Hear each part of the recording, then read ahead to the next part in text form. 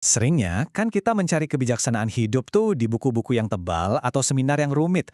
Tapi gimana kalau ternyata jawaban terbaik itu justru tersembunyi di tempat yang paling sederhana? Mungkin aja di kebun belakang rumah kita sendiri. Kayaknya ini pertanyaan yang jarang banget kita pikirin ya. Tapi hari ini kita bakal coba buktikan, kita akan memanen kebijaksanaan yang dalam banget yang ternyata tersembunyi di dalam tanaman dan buah-buahan yang kita semua kenal. Jadi, kita akan kupas tuntas beberapa peribahasa Indonesia yang luar biasa yang menggunakan tanaman dan buah sebagai cermin untuk karakter dan integritas diri kita. Udah siap? Yuk, anggap aja kita lagi jalan-jalan santai di sebuah kebun kebijaksanaan. Mari kita petik pelajaran pertama kita. Oke, pelajaran pertama kita ini datang dari perbandingan dua tanaman yang sering banget kita lihat. Satu tentang kerendahan hati, dan satu lagi tentang, ya, lawannya lah. Kedengarannya simpel ya, tapi jangan salah. Di balik perbandingan yang sederhana ini, ada makna yang dalam banget. Nah, disinilah letak kejeniusan peribahasa ini. Coba dilihat bedanya.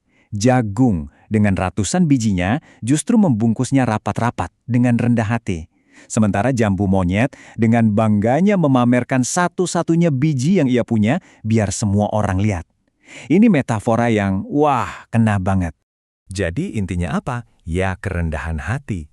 Kekayaan sejati, entah itu ilmu, kebijaksanaan, atau harta, nggak perlu diteriak-teriakin.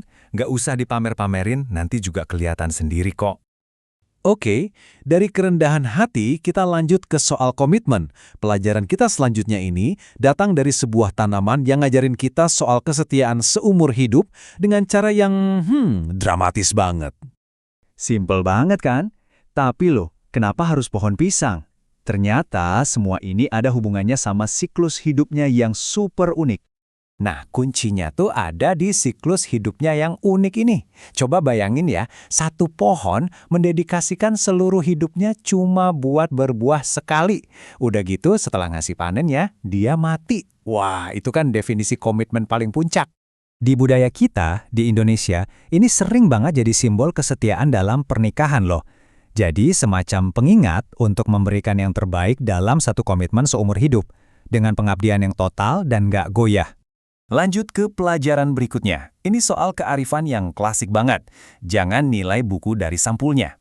Nah, buat ngejelasin ini, kita punya perbandingan buah yang pas banget. Pasti udah sering dengar kan?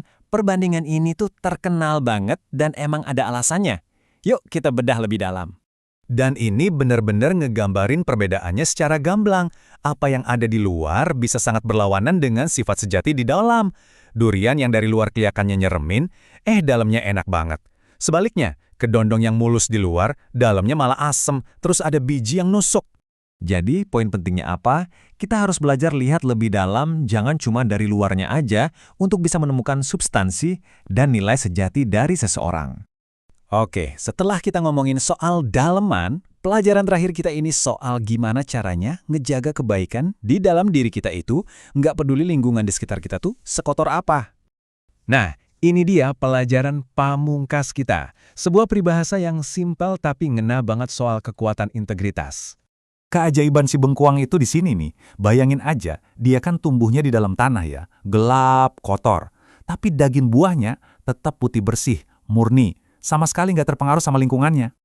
Wah, pesannya dalam banget ya.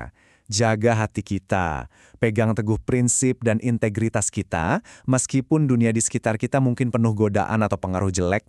Pokoknya, tetap jadi putih bersih di dalam.